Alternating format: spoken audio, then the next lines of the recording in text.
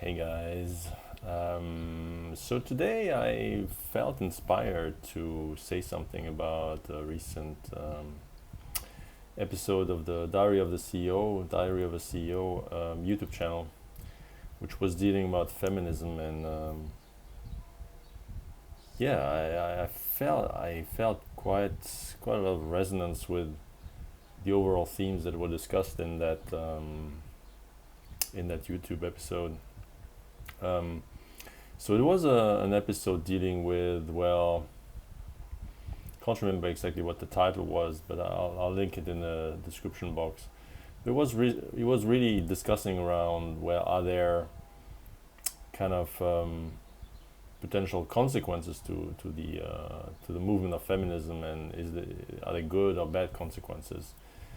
And as related to sexuality in general of men and women, and I felt that some of the arguments that were given were really triggered quite a bit of resonance in me, and I think there's a larger theme here to be discussed. So that's why I thought it would be good to talk about it. So there were three guests on the podcast, or on the YouTube channel, and one of them was a clinical social worker, like a psychoanalyst or psychologist. Not sure whether she has the degree of a psychologist, but she was working as a clinical social worker.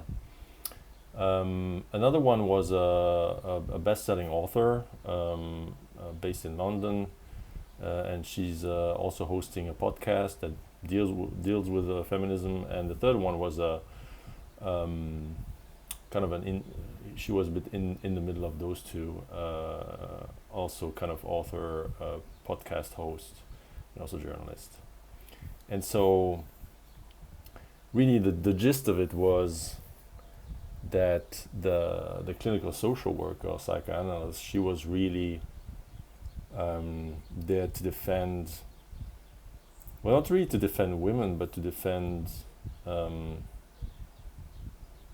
maternal feminism, and to defend children based on what she sees in her practice, based on what can go wrong with when, as she states it, as she says it, the pendulum swings too far on the other side, and you see the consequences on children. So she was really in the defense, and I wasn't actually, I was quite surprised. I wasn't aware that there are actually those, as I perceive it, those different branches of feminism, and really that psychoanalyst was really in the maternal feminism, which is around, well, really bringing the value back of women as nurturers, as this kind of the center, the heart of the family, the core,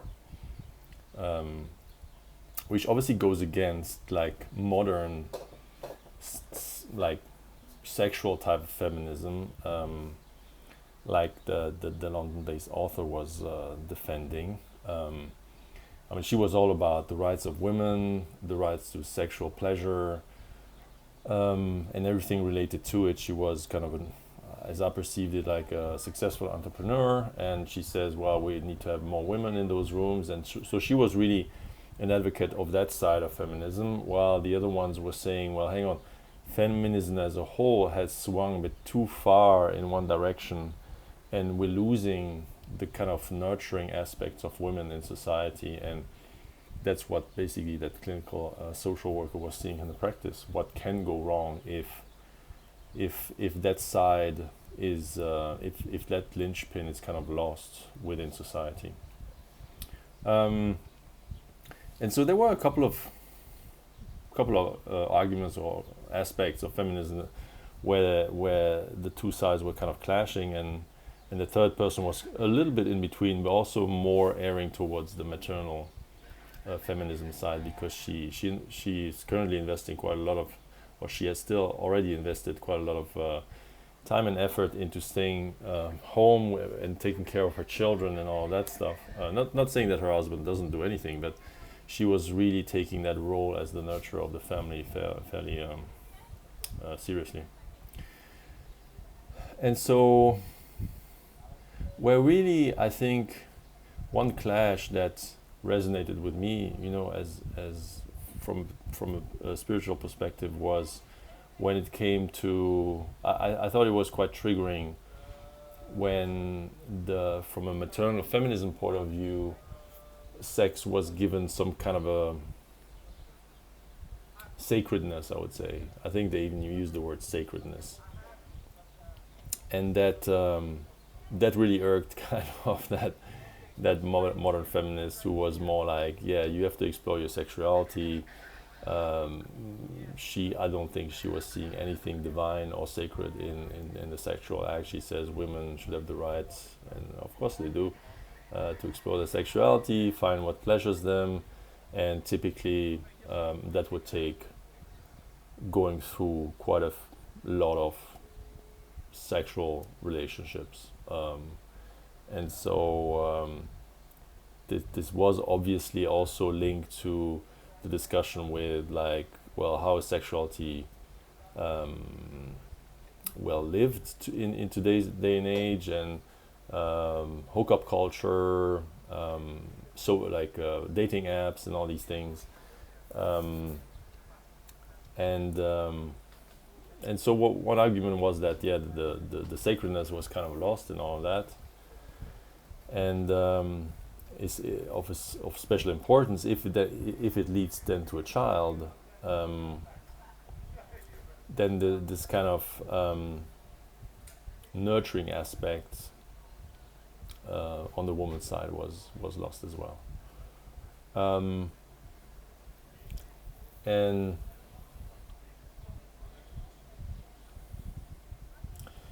And I think when you boil it down, I think the main disagreement was about how do you frame manhood and womanhood in today's society. And so from a maternal feminist side, what is really highlighted is the difference between men and women. Difference in terms of, obviously, the clinical social worker, the psychoanalyst was coming from a quite research biological side, saying, well, there's all these hormonal changes or hormonal releases in the woman when she has a newborn, for instance, or when she has a child, oxytocin, all these different things. And the hormonal response of a man would be somewhat different. Of course, there's love to the child regardless, but there are some biological differences that contribute to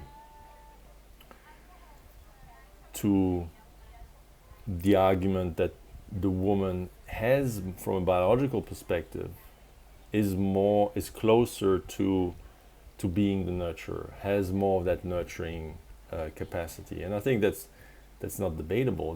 That's of course that's how it is. Like whether you talk about, well, divine feminine, divine masculine, these are different traits, and that's why, as like a rule, of course, there's a lot of exceptions. Like there is some kind of attraction between divine feminine and masculine, because those different, although strongly overlapping, but different kind of characteristics are attracted to each other. And so there was a bit of a fight between accepting, acknowledging, or kind of minimizing those differences. In terms of modern feminism, it's like minimizing. No, hang on. Women can do the same thing.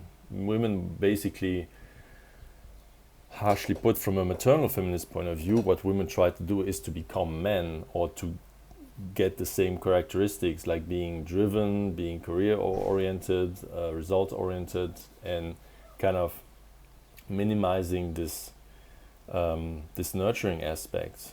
And there was a lot said about the care of children in the first 3 years of life, and how putting them in daycare, that's kind of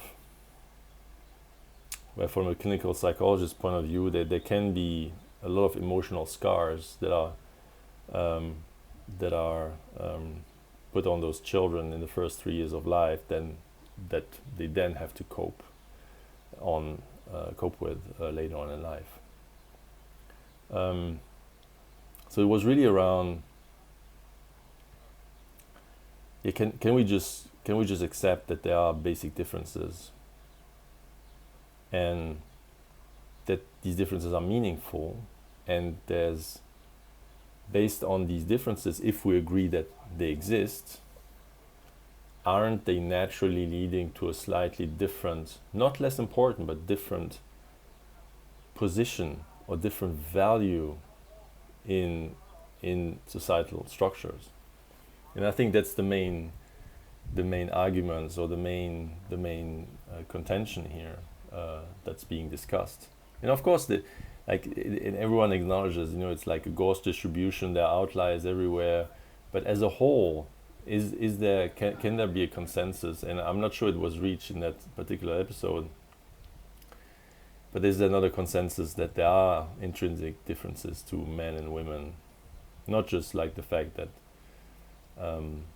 being able to carry a child, but like, are there intrinsic differences from a character point of view, from a hormonal point of view, from just nurturing point of view?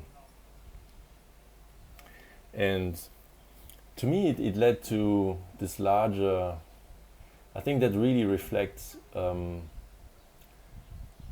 lot of issues with society as a whole, not just as related to feminism, sexuality, and things like that. Although, like, in one argument, if I may come back to that, one harsher one that I never thought about, but it makes sense to some extent. One argument of the maternal feminism side was, well, if you really swing really hard to that kind of modern feminism movement, and I don't call me out on like the specifics. I'm not. I think modern is what I call, being free, being able to work alongside men, and all of that stuff. That is obviously a right. That's what I call modern feminism. But the argument from a maternal feminism point of view is that a modern feministic society is unable to survive. And that's, first of all, you're like, oh, wait, what are they talking about? But it's just based on sheer numbers. Like, I don't have the numbers in front of me. I'm not sure if that actually is correct, but it would make sense if as a whole, let's assume feminism is pervasive throughout the entire society, and women do pursue having a job, and all of it that entails, having maybe children, a child later on. If in such a society, every couple would have less than at least more than 2 children per couple, two being the minimum, just to keep society afloat. So if you accept the premise that pursuing modern feminism would lead to 2 or less children per household, then it's not sustainable. It would you would basically have a shrinkage of society. So if you take that argument to the extreme, you could say that type of feminism is not a society based on that cannot survive. And I was waiting for counter arguments from the modern feminists, like numbers or something. But the only thing that came, which was a bit anticlimactic and a bit disappointing, was, well, why would you put children into this world anyway, based on global warming and everything like that, based on climate change? I'm like, wait, what? Is that your only argument? Like, well, it doesn't matter. Well, things are things are shit anyway based on climate change. So like, what's the point of continuing society anyway? Is that your entire point? So that was, I thought that was really disappointing and disturbing as an argument. Oh, there's no point to this anyway, so might as well just pursue a career. Like, wait, what? What are you talking about? So, yeah, that was a weird one. But yeah, proceeding on that argumentation of, can we actually have a consensus that there are intrinsic differences to men and women, and that they are meaningful, and that intrinsic issue, now extrapolating that to any other situation, not just men and women, but races or cultures, I think there's a push towards minimizing any type of differences these days. And I'm a highly spiritual person. I think everyone has the same value on this planet. Every human has the same value for me, no exception. It's a soul reincarnating, having an experience. That value, it's the same through whatever your gender identity, race, anything. So never misquote me on that. Everyone has the same value. But that's not incompatible with saying there's beautiful differences. Why aren't we not celebrating differences? We're not allowed to say anything. Well, this person is from this society or this race, so of course they're gonna have a propensity for X, Y, and Z. How is that not so socially acceptable? I don't understand. No one's saying that it's bad. Can we not? Is different intrinsically linked to good and bad? As compared to what? And that's one of the issues. So as again related to feminism and men and women, is being a nurturing human bad as compared to career driven? And that was one of the arguments. Like, can we just go back and actually value, like, a stay-home mom, like, who's nurturing at least for the first couple of years her children, so that they're emotionally aware and everything? Can we just normalize the value of that? And I think that there wasn't, and so I think that both kind of sides were really agreeing on that. Like, everything should be valued. There's absolutely, from a modern feminism point of view, there's nothing wrong with staying home and taking care of your children. Of course, then the argument was, well, we should do the same thing with men, obviously, because kind of again negating the fact that, well, of course a man can do it. There's no arguing about that. Can a woman do it better? That's the discussion, and there's argument for both sides of that discussion, right? But can we just acknowledge that there are intrinsic differences on a population basis? Like, of course, you're going to find a man that's more nurturing that a woman that you can find. There's always outliers, or kind of in the Gauss distribution. There's a lot of people that are not exactly in the middle, but are on either side, of course, and that's linked to the spiritual concept of everyone has masculine and feminine traits, of course, and some will be more developed, but as a whole, like if you look at the Gauss distribution of men and women as a whole, if you take the mean or the median or whatever you want to take statistically, they will be more nurturing. That's how it is. So should society, or should political policies that are being put in place, should they reflect that, or should they move towards, well, let's try to bring those differences together, let's merge these curves?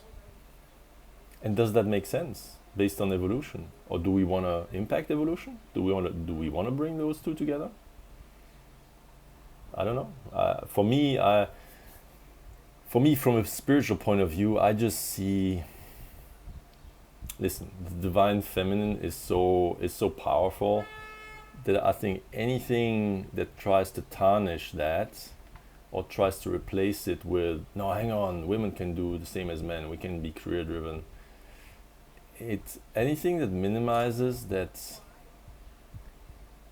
intrinsic, like, again, the nurture, the divine love that is more present in feminines than masculines. I think anything that minimizes that goes into the wrong direction. That's my point of view. That's and again, as I say, everyone has the same value. If someone is completely has a different point of view, I'm totally agree. You're allowed to have that viewpoint. It's your experience, absolutely. My point of view is we need to protect the divine feminine at all costs, because society would definitely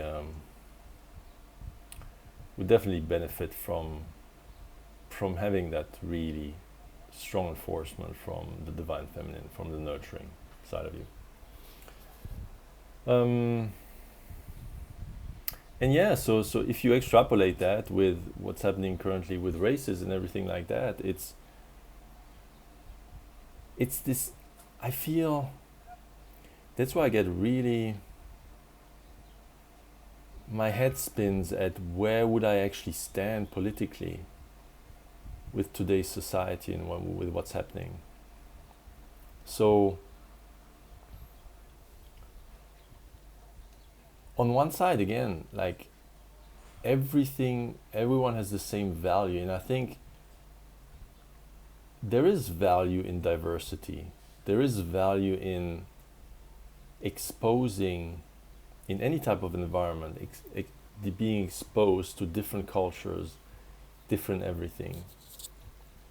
But I feel that a bit like the maternal feminists were saying, the pendulum has swung too far on the other side, because you're not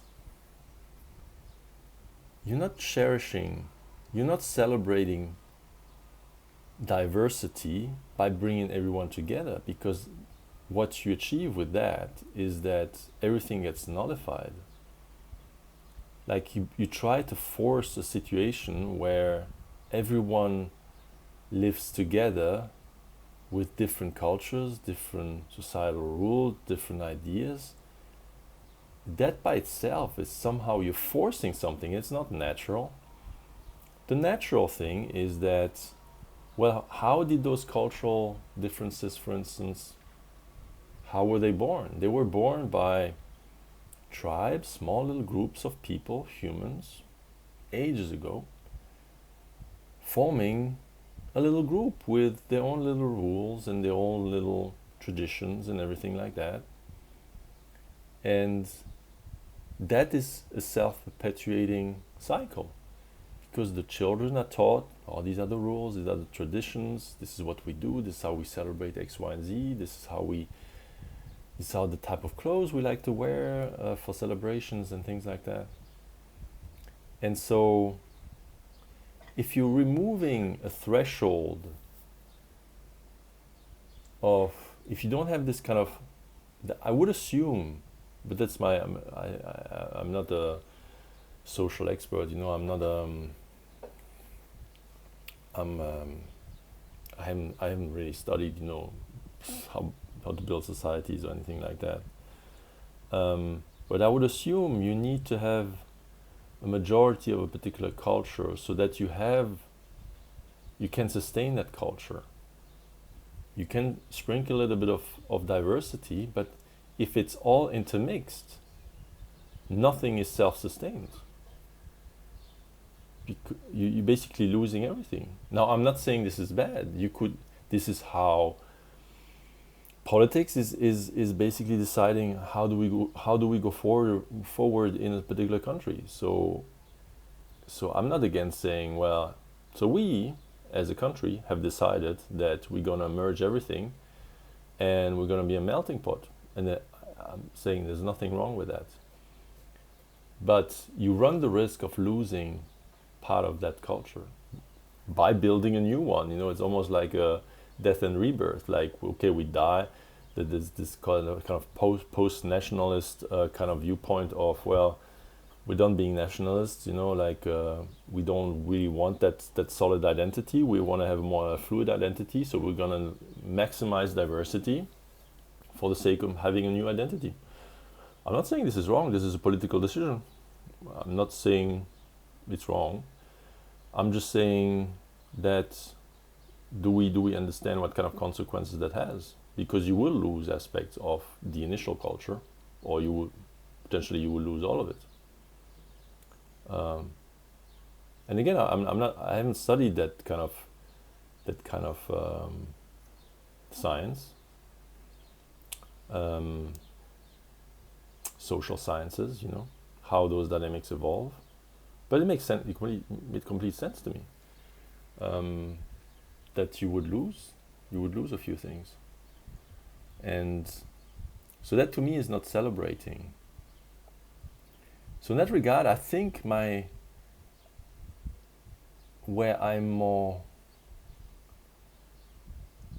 think my political stance would be mostly driven by my love and value of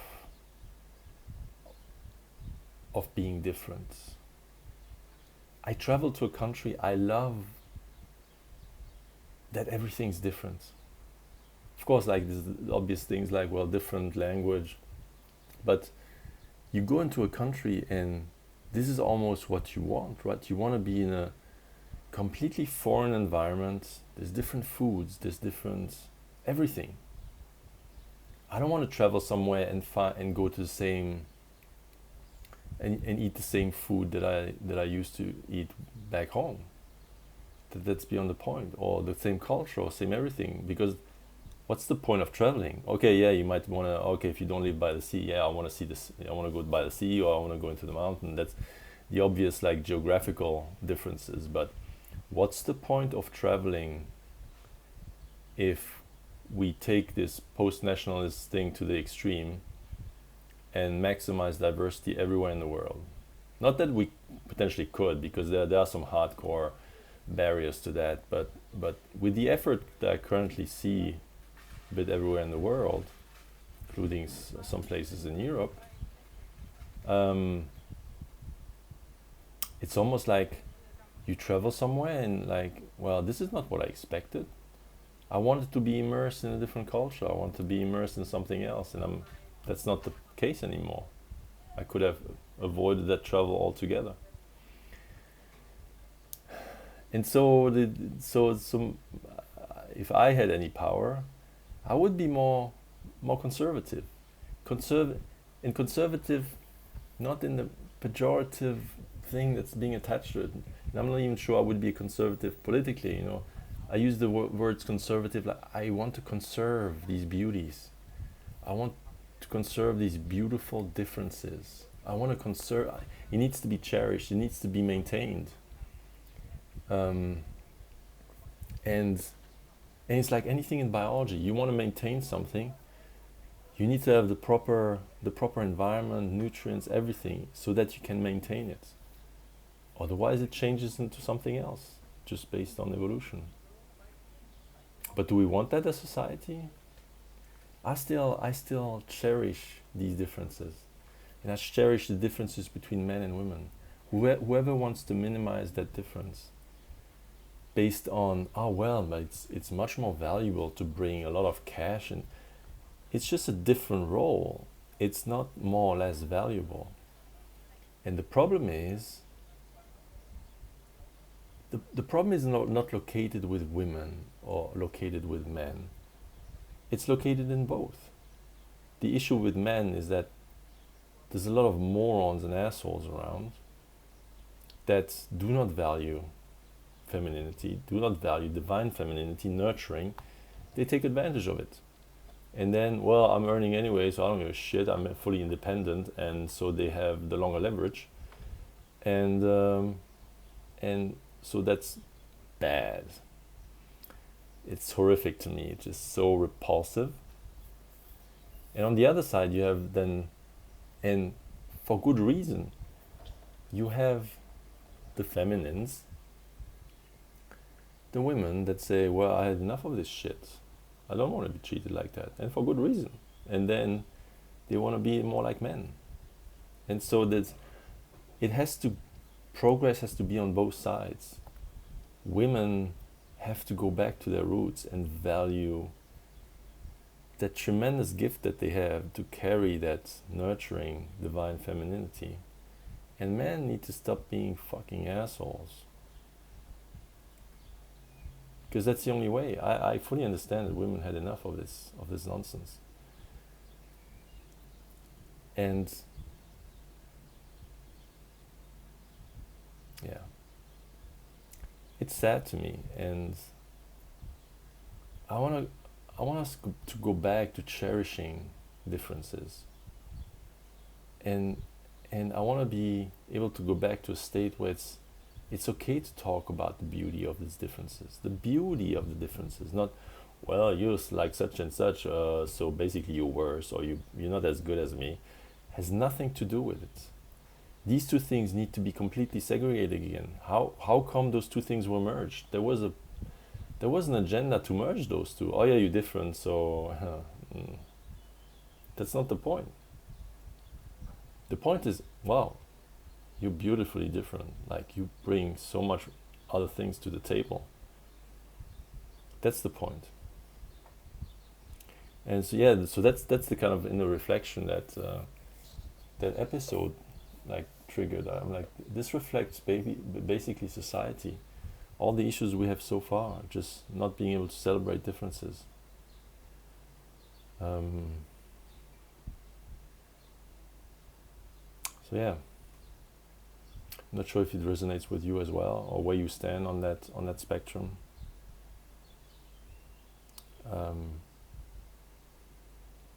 I'm just led by the belief of by my spiritual beliefs. I'm led by my spiritual beliefs.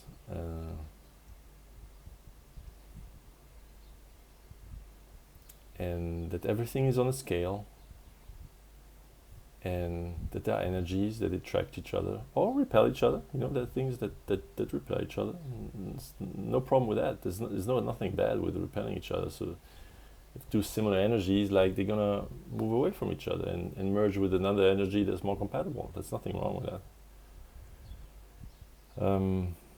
But yeah, I'm looking forward to see how all of this will evolve. But it was so heartwarming for me that there is this maternal feminism, and I'm not sure how big it is in the overall scheme of things, if it's a big movement, but it was heartwarming to hear those women, defend that. I always had that preconceived idea beforehand that, well, feminism is really only that kind of modern type of feminism you typically hear about, be equal representation in the workforce and things like that. And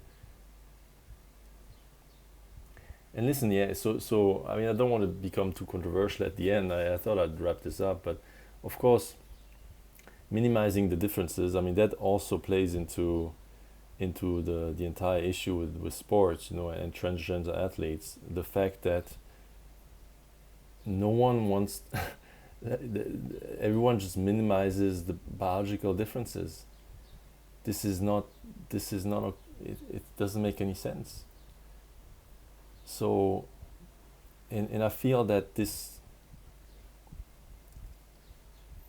is not, the point shouldn't be to minimize the differences, but if you're beautifully different, like a transgender person, and listen, I mean, that's probably an entire different episode altogether, but my respect for souls that reincarnated into a body where they don't feel home, or where their soul doesn't seem to be reflected based on their overall makeup of feminine, masculine, that's a very challenging experience. And these people need so much support. That's a very challenging experience for a soul to choose that, okay, I'm gonna reincarnate a body that I will feel doesn't fit. That's a very challenging thing. So that overrides everything else. But it shouldn't be at, but there's also like, how do we build that into society? It cannot be built in based on a lie that, oh yeah, no, hang on, no, if we do X, Y, and Z, there's no difference. That just doesn't make any sense. And it tramples on the beautiful difference there is. It just tramples on it. That's not the way. It is not the way. So I don't want to, sorry that I ended on this controversial note, but there's also part of celebrating differences. But it's also, you cannot celebrate it if you don't acknowledge it. And I don't make the rules. I'm not a politician. I'm not on sports body. I don't say, well, it's fair that this person competes with that person. I'm not there to say that. I'm not there to say this is the kind of difference that's allowed in a competition, or this is the threshold of difference. I'm not there to say that. But can we just acknowledge differences, and from a beauty point of view, can we just go back to that, saying like, oh, this is so, you're wonderful, you're just like so different and so refreshing. Can we just not be that everyone's the same and has the same, no one has the same wants, needs, and no one wants to have the same job. Like, that's part of diversity, is like, we're all different. And the challenge is, how do we build society around that? But at the very, very top of that is acknowledgement and value of diversity and what it means. Yeah, I'll end on that. Hopefully it wasn't too controversial at the end. You know what I mean. I come from a place of love, and this is not easily translatable into policies and politics and everything that goes with it. So I hope you enjoyed that. I hope it resonated a little bit with you, and I'll see you in the next one. Bye.